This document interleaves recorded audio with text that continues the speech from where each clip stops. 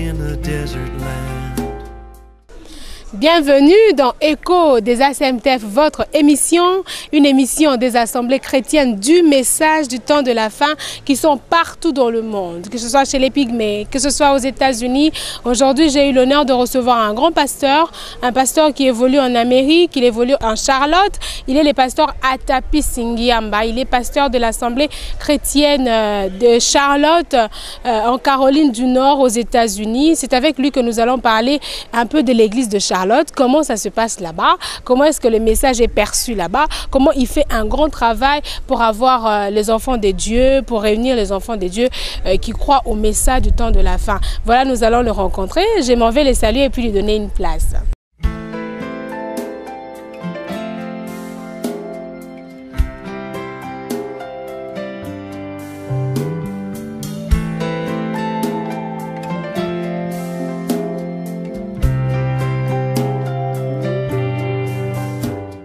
Je le reçois déjà, il est à mes côtés. Bonjour, pasteur. Bonjour, ma sœur Maria. Pasteur Atapi, nous voulons savoir une petite histoire de votre église. Parce que c'est depuis 2008 que cette église est née à Charlotte. Donc, ça fait pratiquement 6 ans que l'église de Charlotte existe.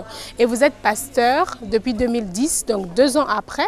Et après 2 ans encore, donc en 2012, vous avez été réélu pasteur de la même église.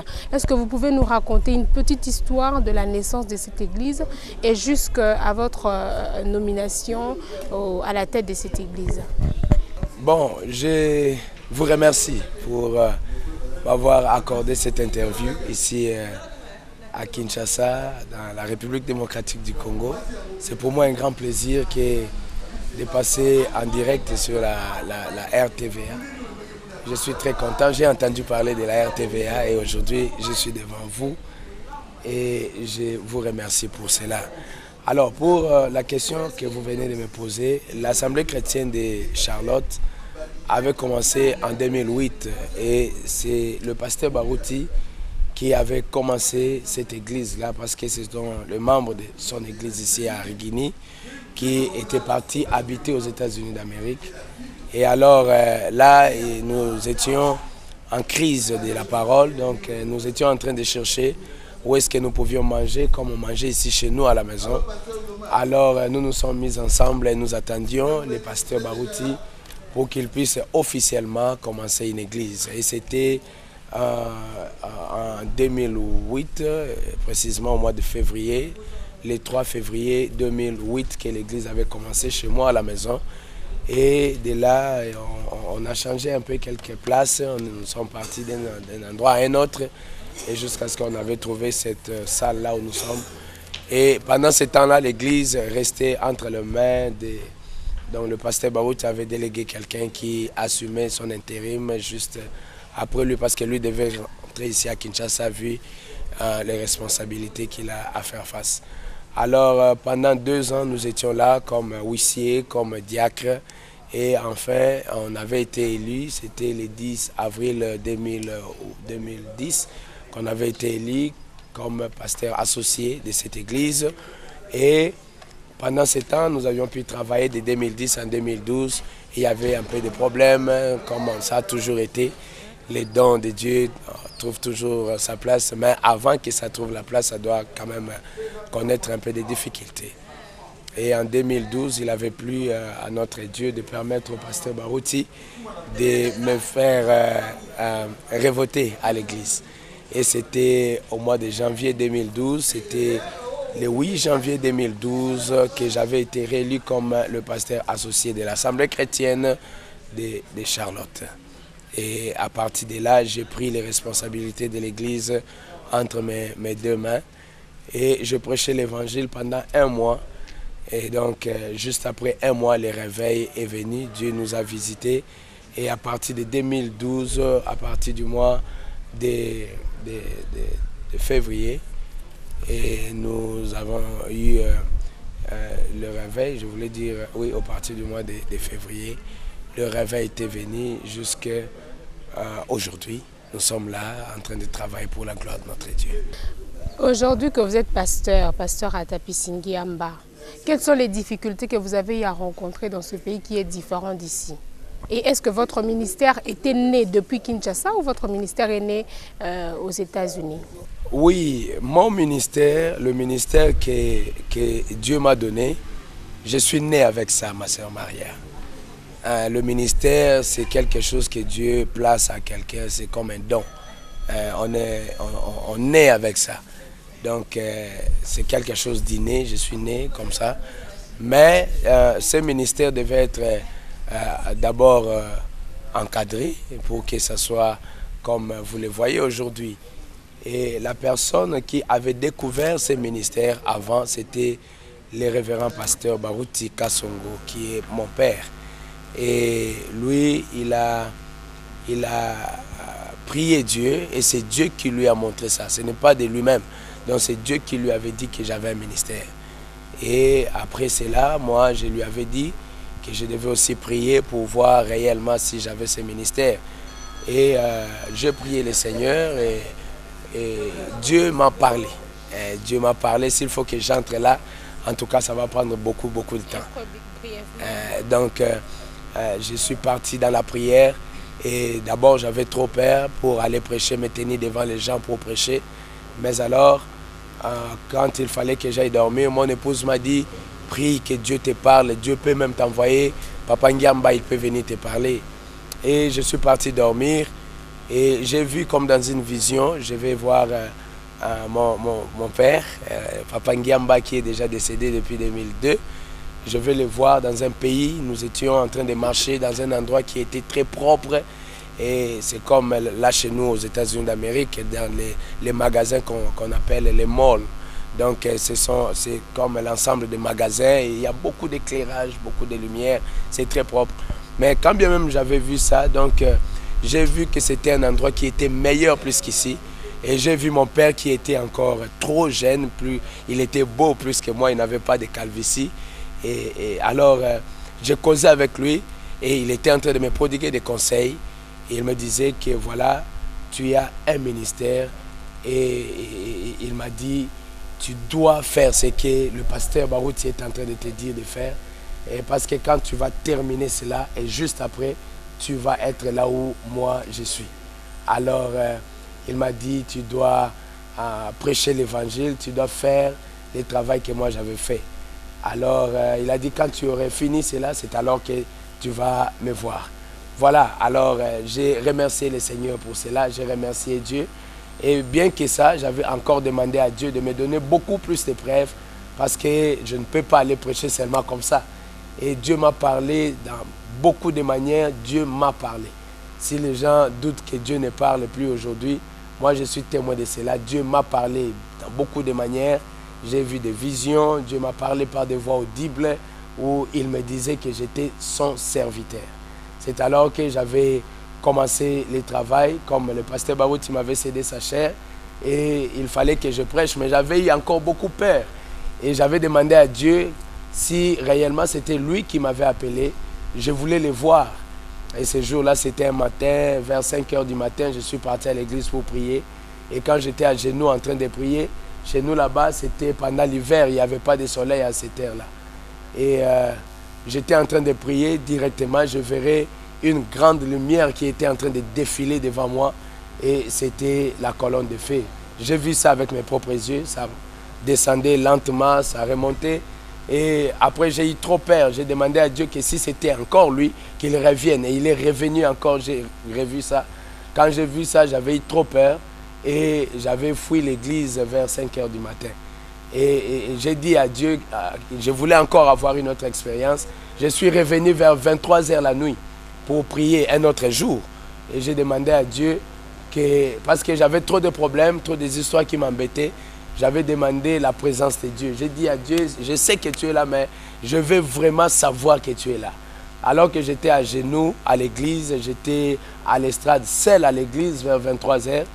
Et j'étais à genoux avec les yeux fermés. Soudainement, je vais entendre comme si quelque chose était tombé sur le podium. Une chose était tombée. Et après, c'était les traces de pas. C'était quelqu'un qui marchait sur l'estrade. Et je suis resté calme pour observer c'était quoi. Et réellement, c'était comme une personne qui pesait un peu beaucoup, qui marchait sur l'estrade. Alors imaginez-vous mes frères, j'étais seul. Je n'ai même pas pu résister pendant quelques minutes. Et j'ai essayé de me mettre debout. J'ai arrêté la prière sans rien dire. Je n'ai même pas dit amen à la prière. Et j'ai commencé à reculer lentement, lentement, ne pas regardant derrière. Et j'ai ouvert l'église. J'ai même oublié, j'ai laissé les lumières allumées à l'église. J'ai fui l'église. Depuis ce jour-là jusqu'à aujourd'hui, je n'ose même plus aller prier à 23h seul à l'église ou à 5h seul à l'église. Je ne le fais pas. Et après cela, il y a aussi beaucoup de personnes qui ont fait la même expérience que moi. Et à partir de là, j'ai commencé mon ministère. Je devais prêcher l'évangile. Je prêchais, j'avais demandé à Dieu un signe. Je lui ai dit, quand je vais prêcher l'évangile, je veux que je ne prêche pas comme tous les autres prédicateurs. Je vais être différent. Parce que Frère Branham m'a dit, il faut chercher à être les meilleurs. Quand il faut être un chrétien, il faut chercher à être un meilleur chrétien. Alors moi, j'ai dit, pour être un prédicateur, I want to be a best one. J'ai besoin d'être un meilleur prédicateur. Et j'ai demandé à Dieu un véritable signe. Je lui ai dit, là où je prêcherai l'évangile, je veux que l'onction soit là. Pas seulement que l'onction soit là, mais que les gens tombent sous l'onction. Pas seulement ça, mais que les malades soient guéris, que les miracles puissent opérer, parce que je veux un Dieu qui est réel. Et alors, dès le premier dimanche, après cette expérience, quand je suis monté à la chaire, j'avais prêché sur quelle est cette attraction sur la montagne. Et je vous dis que c'était formidable. Et il y a des images sur YouTube où les gens tombaient, ils cassaient des chaises à l'église. Et jusque-là, Dieu a fait de grandes choses dans ce petit ministère que vous voyez devant vous. J'ai vu les stériles qui ont maintenant des enfants. J'ai vu, Dieu m'a fait grâce d'avoir une expérience un peu comme Batonassou de mon père, les révérends Baruti Kasongo. Et j'en ai eu 2 fois, 2 personnes qui étaient sur le point de mourir et ils sont revenus à la vie. Alors, voilà un peu ce que comme je dis, s'il fallait que j'entre là, donc je peux rester ici toute la nuit. Donc, voilà un peu ce que je peux dire. En bref. C'est un très bon témoignage, un excellent témoignage d'un ministère. Donc moi, je n'avais même pas envie que vous arrêtiez, mais voilà, il y a beaucoup de questions. Nous devons parler également de l'église. Pasteur Atapi Singiamba, aujourd'hui vous êtes pasteur de l'église de Charlotte, l'église du message de Charlotte. Quelles sont les difficultés que vous avez eu à rencontrer dans un pays où le message n'est pas très connu, alors que le prophète Branham est sorti de l'Amérique? Alors, pendant ce temps, on a essayé de parler avec certains pasteurs qui sont venus ensemble avec vous. Ils nous ont dit que le message de William Branham n'est pas très connu. Et comment vous, un noir, ensemble avec les pasteurs Baruti, vous avez pu implanter une église dans un tel milieu? Ou soit votre église est constituée seulement de noirs, ou vous prêchez qu'aux noirs, ou comment, ou soit vous affrontez également les blancs qui ne connaissent pas le prophète William Marion Branham? Je voulais dire que là-bas aux États-Unis d'Amérique, le message du prophète William Marion Branham n'est pas connu chez beaucoup de gens là-bas. Et si vous partez, même une fois, je suis parti avec le pasteur Baruti jusqu'à Jeffersonville. Nous étions en train de chercher la maison où habitait le prophète Branham. Et nous étions chez les voisins du prophète et nous demandions la maison du prophète qui était juste à côté. Et on a demandé, est-ce que vous connaissez une certaine personne ici du nom de William Branham? Et les voisins même du prophète Branham a dit, ils ne connaissaient pas William Marion Branham. Et voilà qu'à Jeffersonville même, les gens ne connaissent pas William Branham. Et ceux qui les connaissent, ils connaissent peut-être la compagnie là, The Voice of God Recordings, la voix de Dieu, c'est ce qu'ils connaissent parce que c'est une compagnie qui est une grande compagnie, un très grand terrain que les gens connaissent. Mais en réalité, le message n'est pas connu là-bas. Donc, ici en Afrique, le travail a été très bien fait. Ici, nous voyons qu'il y a des millions de croyants du message du temps de la fin, pendant qu'en Amérique, il n'y en a pas. Et la difficulté les difficultés que nous avions pu rencontrer, je pourrais dire que peut-être, je ne sais pas, je ne veux pas condamner les gens, mais moi je pense que la meilleure personne qui pouvait aborder les Blancs, ça allait être les Blancs. Parce qu'eux-mêmes, ils connaissent leur langue, ils parlent bien l'anglais. Nous ne sommes que des Africains, nous avons la facilité de nous exprimer chez les Africains. Mais nous faisons aussi l'effort de parler aussi aux Anglais, aux Américains. Mais il y a aussi un grand problème, c'est que la plupart des Blancs, ils sont des athées, ils ne croient pas. Ils ont leurs choses, ils ont leur magie, ils ont leurs histoires. Et surtout, le message du prophète William Branham, c'est pour les élus, ce n'est pas pour tout le monde. Et vous pouvez prêcher aux gens, mais quand il faut abandonner les pantalons des femmes, ça devient un problème. Quand il faut abandonner leur culture là, des Blancs, ça devient aussi un problème. Donc Dieu nous a vraiment aidés avec le pasteur Barouti pour que cette église-là soit implantée là-bas à Charlotte. Et surtout, moi j'ai dit aussi la difficulté, c'est qu'il y a beaucoup de gens qui n'ont pas la dynamique. Parce que c'est la dynamique qui appelleront les gens à Christ. Ce n'est pas les théories comme a prêché le pasteur Charles les dimanches. Donc ce n'est pas seulement des explications qu'on donne qui amèneront des gens à croire le message. Donc il faut qu'il y ait la dynamique. Or la dynamique là-bas c'est à rechercher. Donc voilà un peu ça. Alors Dieu nous a bénis. On a quand même fait quelque chose. Nous avons les gens qui ont donné leur vie à Christ là-bas en Amérique. Les gens qui portaient des pantalons. Des gens qui étaient exactement comme des Américains. Et aujourd'hui ils sont nos frères et ils sont nos sœurs. Mais nous continuons le travail. Voilà, par exemple, nous venions de faire une campagne d'évangélisation il n'y a pas longtemps avec les révérends Barouti. Là-bas, il y avait aussi des Blancs qui avaient donné leur vie à Christ. Et nous voyons que Dieu va nous aider au fur et à mesure que nous travaillons. Dieu va nous donner les croyants là-bas aux États-Unis d'Amérique. Et voilà, je vous signale que j'ai reçu sur ce plateau les pasteurs Atapi Singiamba, qui est les pasteurs de Charlotte Tabernacle, donc l'Assemblée chrétienne du message du temps de la fin de Charlotte aux États-Unis. Pasteur Ngiamba Atapisi, vous avez parlé d'une campagne d'évangélisation que vous avez organisée. Comment vous l'avez fait ? Dans un pays, c'était juste dans quel but vous l'avez fait? C'était pour faire croire aux Blancs ou c'était pour faire la visibilité en quelque sorte du message du temps de la fin? Et dans cette campagne, quelles sont les difficultés que vous avez eu à rencontrer pour tenir cette campagne qu'il y a sur Internet, que vous aurez également l'occasion de voir durant cette émission quelques extraits de cette campagne? Comment vous avez fait pour réussir cette campagne? Bon, s'il faut que je réponde à cette question, je dirais que c'est la grâce de Dieu qui nous a soutenus pour que nous puissions réussir cette campagne. Parce que ce n'est pas quelque chose de facile à réaliser là-bas aux États-Unis d'Amérique. Je peux dire que c'est la première fois que je puisse voir une chose pareille soit organisée. Donc, parce que les gens ne le faisaient pas et nous avions pris le risque de le faire. On voulait quand même essayer de voir qu'est-ce que Dieu peut faire là-bas chez nous en Amérique. Nous voulions faire sortir Dieu de l'histoire. Ce n'était pas seulement pour les Blancs, c'est pour les enfants de Dieu que nous avions fait ça. Et surtout, l'objectif que nous voulions atteindre, nous l'avions atteint. Ce qu'on voulait faire, c'était que nous voulions que le pasteur Barouti Kasongo, qui est notre père, qu'il puisse avoir la capacité de s'exprimer par les médias à travers le monde entier à 1 minute. Donc il a parlé et c'était suivi partout dans le monde. Et il y avait la rediffusion directe. Et il y avait des gens qui étaient venus du Canada, ceux qui étaient venus de Dallas, chez le pasteur Papi Lusala. Et il y a d'autres qui étaient venus de Chicago, d'autres qui étaient venus de la Suède et aussi de la Belgique. Donc il y avait des enfants de Dieu qui étaient venus de part et d'autre. Alors la difficulté que nous avions rencontrée, c'était que, vous voyez que c'est la première fois pour que le message du temps de la fin soit prêché en public.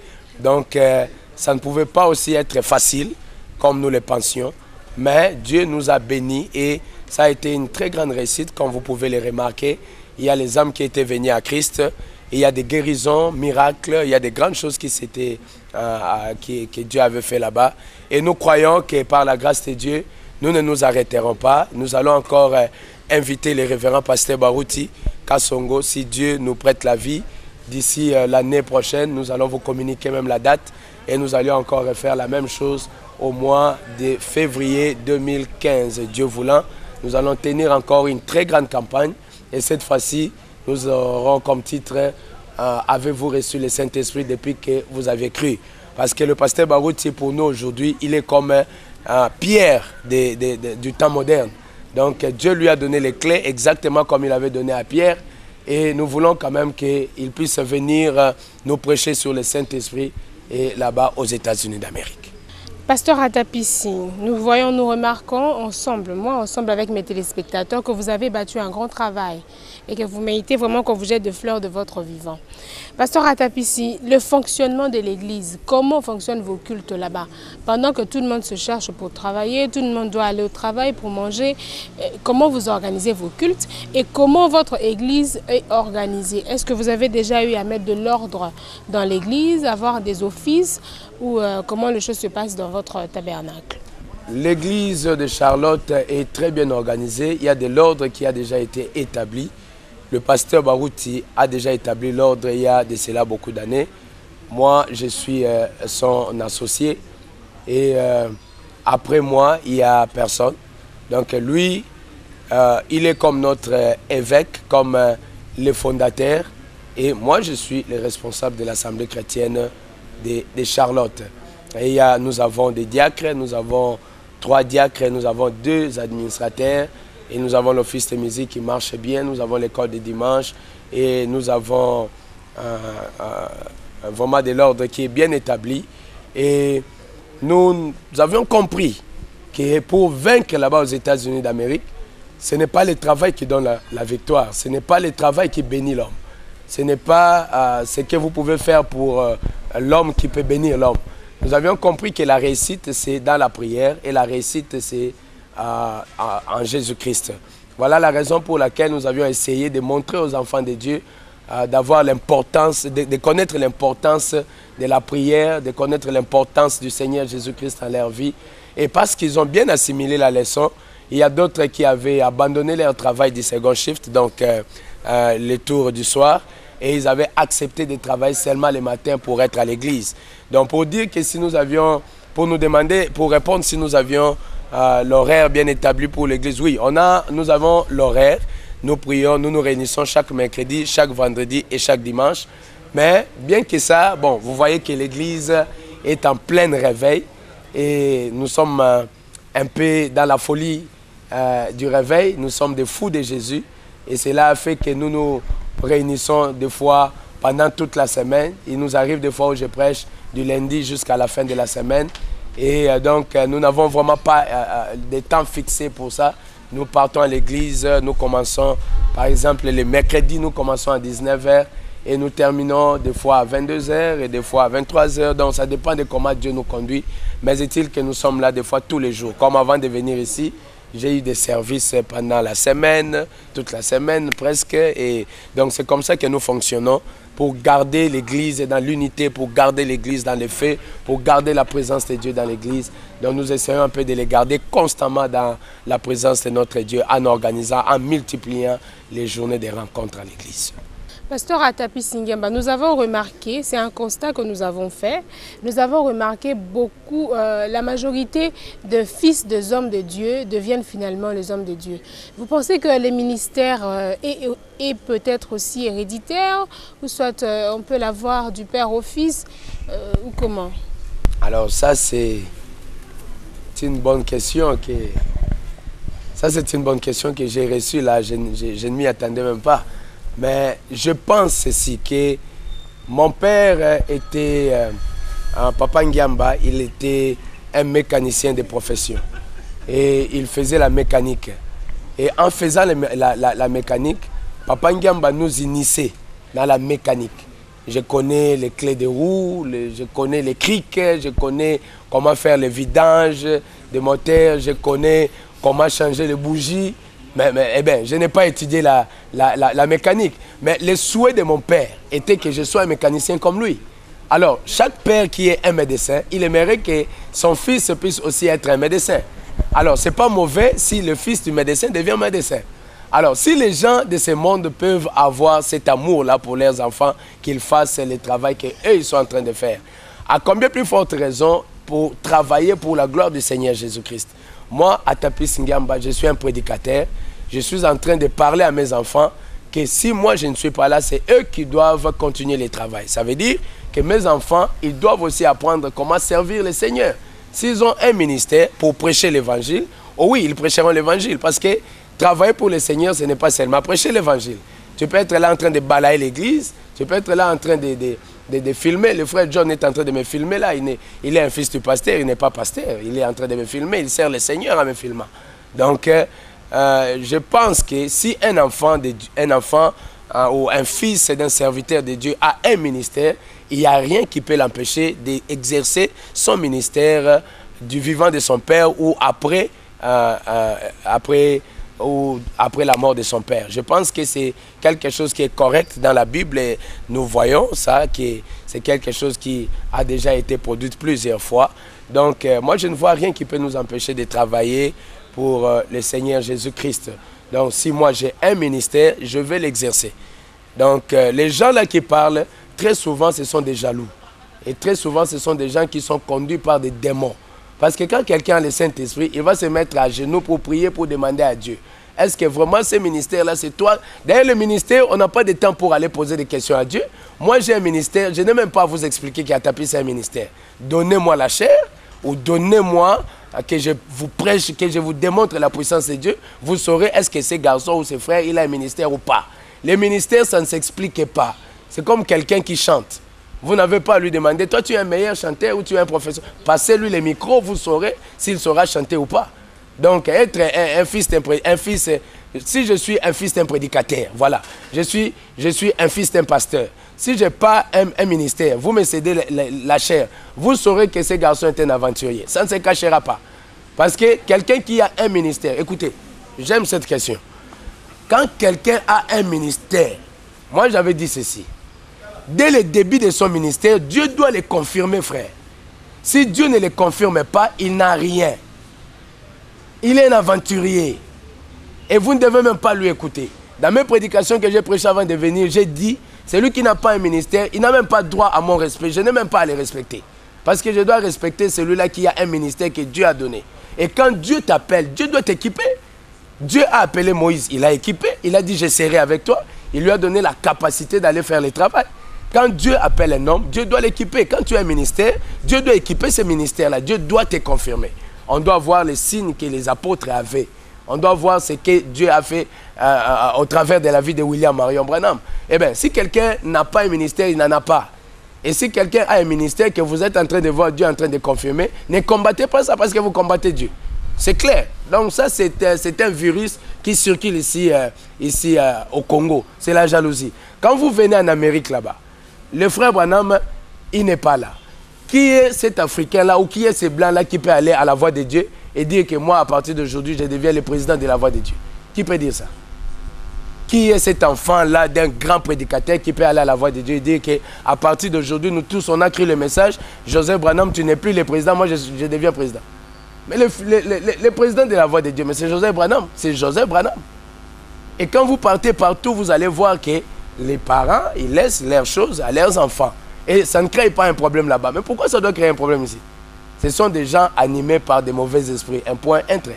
Pasteur Atapissi, c'est très bien ce que vous venez tantôt de dire, mais est-ce que le ministère peut se transmettre du père au fils ou c'est juste parce que l'enfant est en train de voir son papa exercer un travail?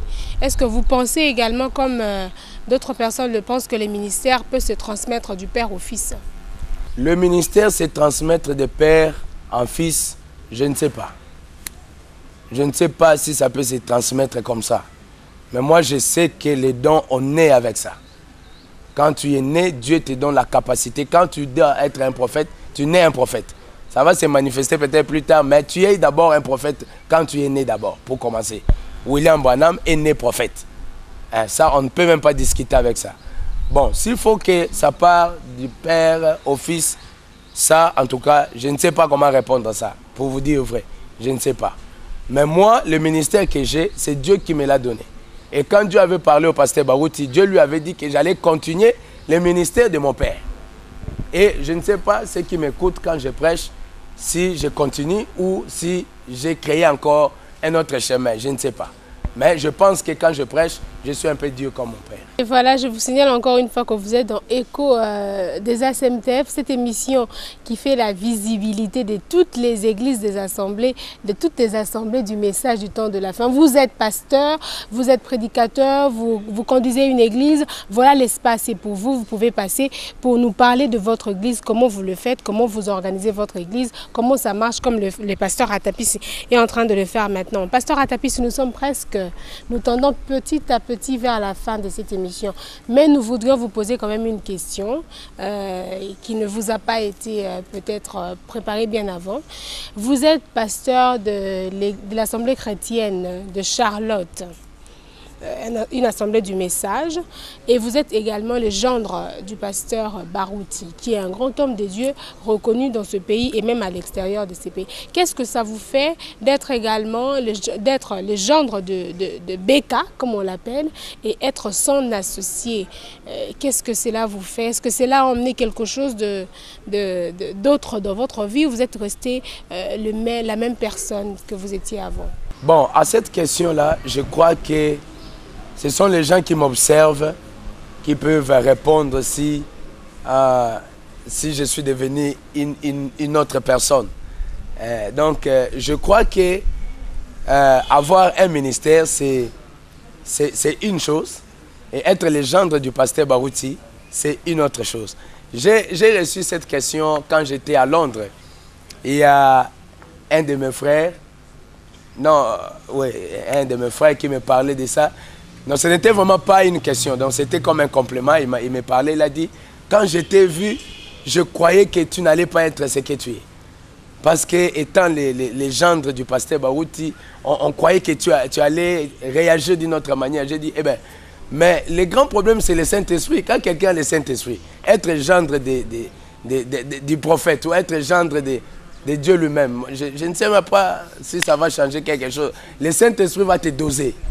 Le Saint-Esprit, ça dose un peu cette histoire-là de l'orgueil. Parce que l'orgueil amène à la chute. Mais c'est l'humilité qui amène à l'élévation, qui amène à la gloire.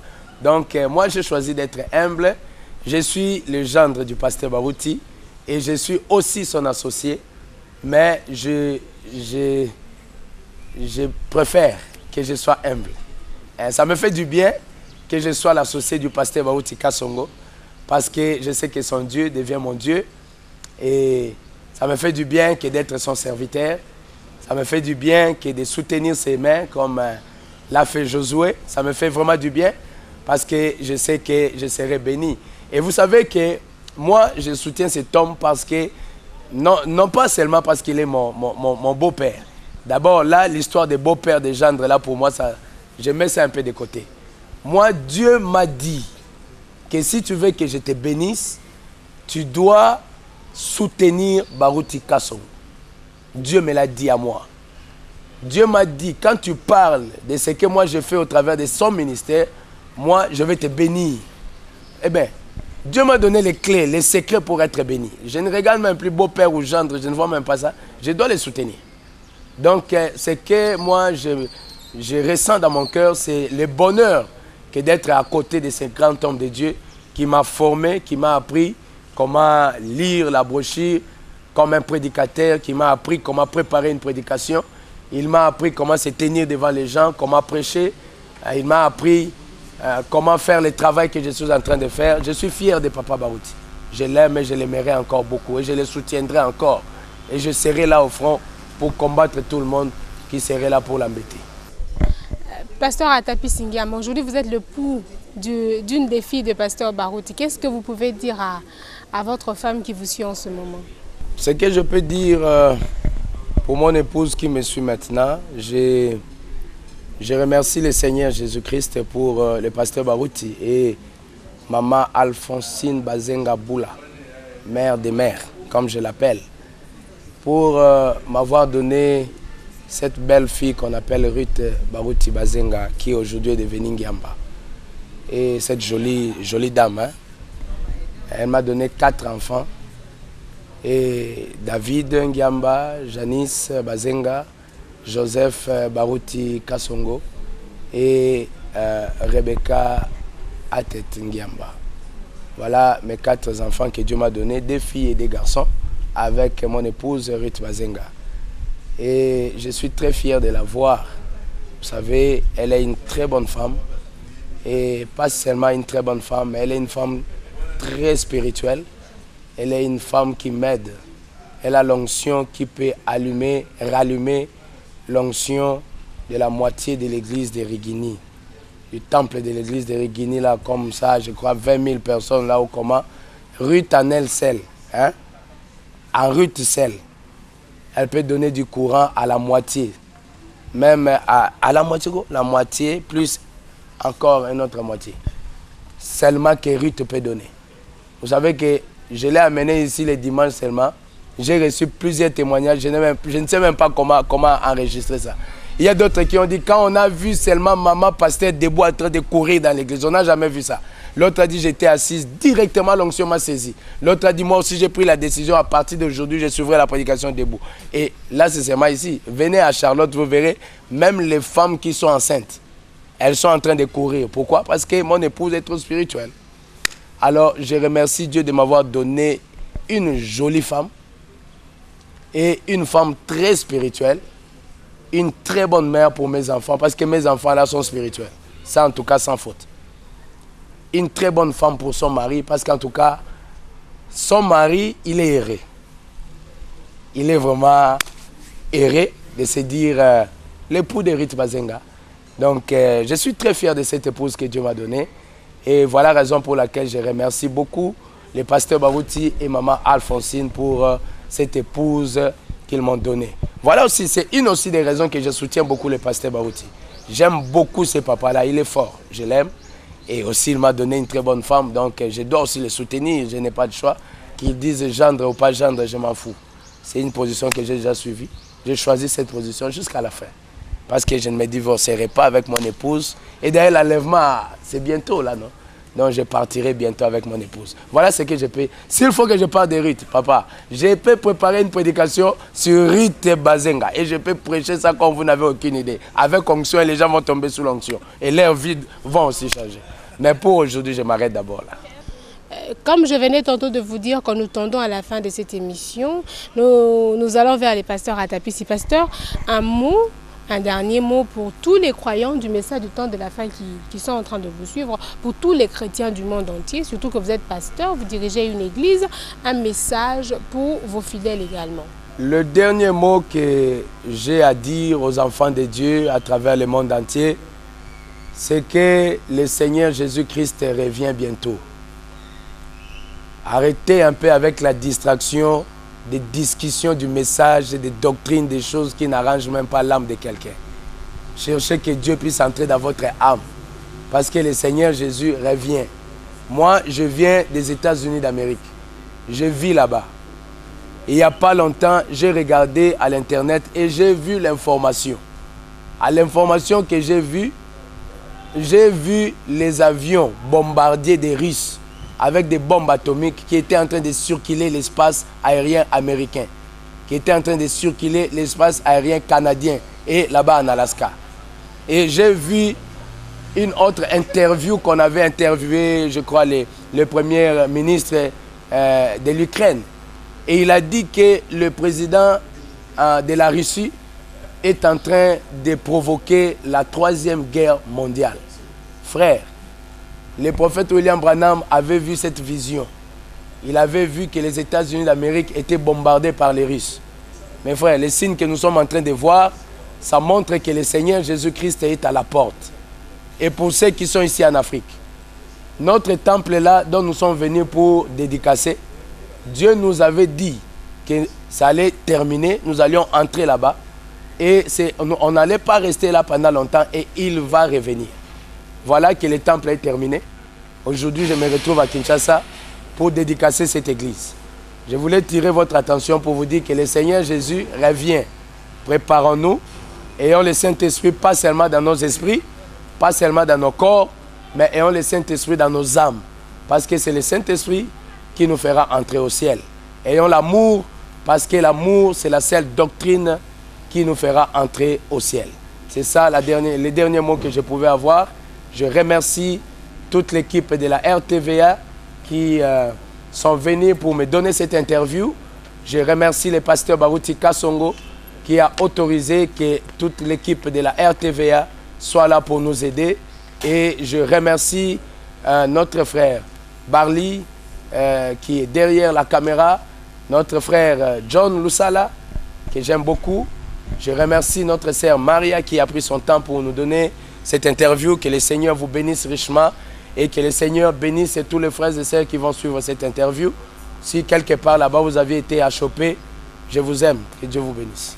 Nous sommes pratiquement à la fin de cette émission. Merci à vous tous qui nous avez suivis. Merci à vous également, Pasteur Atapis, de votre disponibilité. Nous allons nous retrouver très prochainement. Je remercie toute la grande équipe qui a travaillé avec moi. Je remercie toute la grande équipe de la RTVA et à nous revoir très prochainement. Au revoir.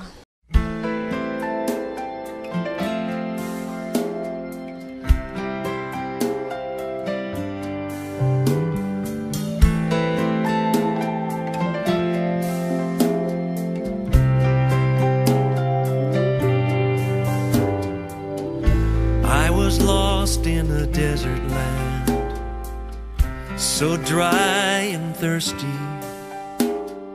but God was there where he'd always been.